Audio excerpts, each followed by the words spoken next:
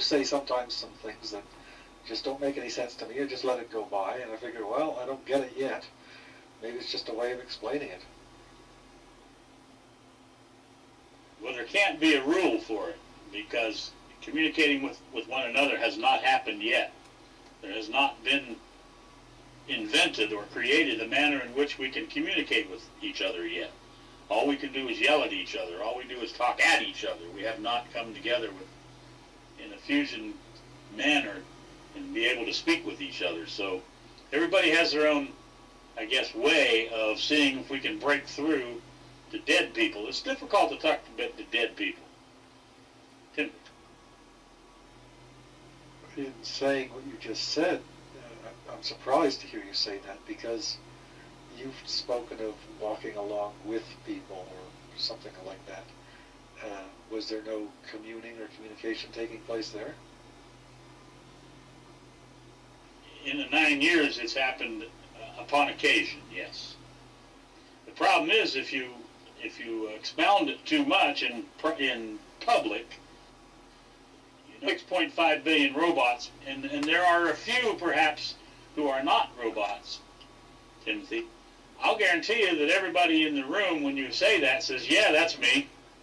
So the minute you give anybody an out, they're going to take the out. But if you say there's 6.5 billion robots, then perhaps people are going to accept it as it being them. And then it can be a huge experience for them, for each one of them, even if they're not particularly robotic. Go ahead. Well, that's very interesting to hear you say that, Edward. I can see why you would hesitate to do that, because you say there's that easy out for people. But in a way, somebody might say, well, he's not saying what's true. No, Timothy, on the contrary, it's exactly what's true. Exactly, you see. Because something is only true, hello, Giving Tide, until it's spoken.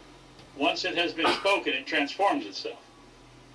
It is no longer the truth. So if you say that there is, let's say, out of 100 people, there's one who you could consider not to be a robot.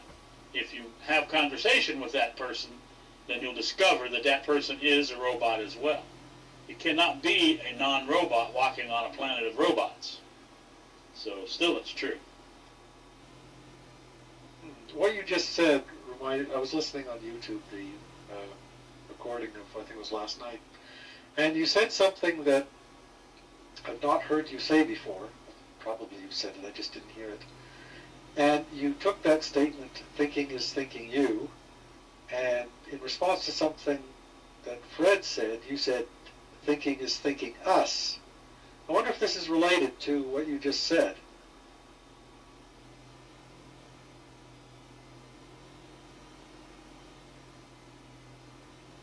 Well, there's no difference between you and us. Thinking is thinking. Us, all of us. Me, you, the entire planet. It has a place where it has a higher experience. In the case of people who believe in God, who have strong beliefs, thinking is thinking them at a far higher level, if you will. I don't really need to or care about that word higher level, but it's a stronger kind of thing. It's almost impossible to get through to a Muslim person or a Catholic or a Jewish person, because they've gone insane so far that they're almost not reachable.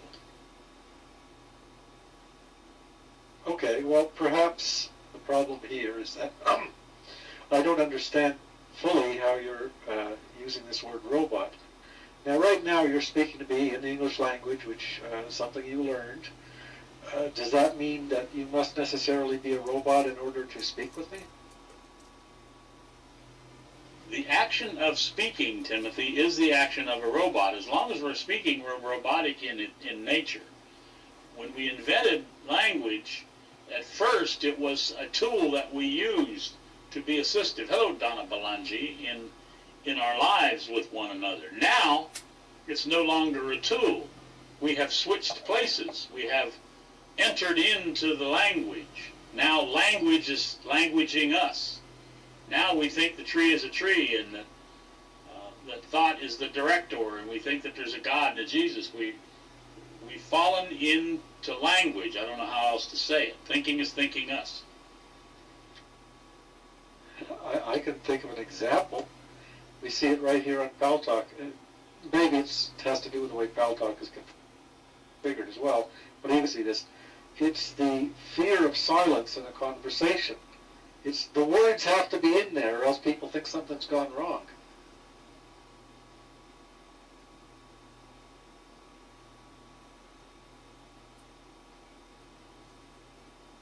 And that's why they talk. And what you type there, Daniel D, is actually right on it. Exactly what it is that we're seeing if we can do. It's what it is that I'm seeing if we can do together. Transcend the language. Still use it. Kind of like this. We have come this far. We have developed a language that has a workability to it. It's a perfect tool. The problem is we are inside of the language. So the language is using us now. If we could find a way by using language to climb on top of it, to actually stand on language and look and conceive, then we have a possibility. Until that happens, we're going to be lost in belief and lost in killing each other and gods and Jesuses and all the nonsense that you see.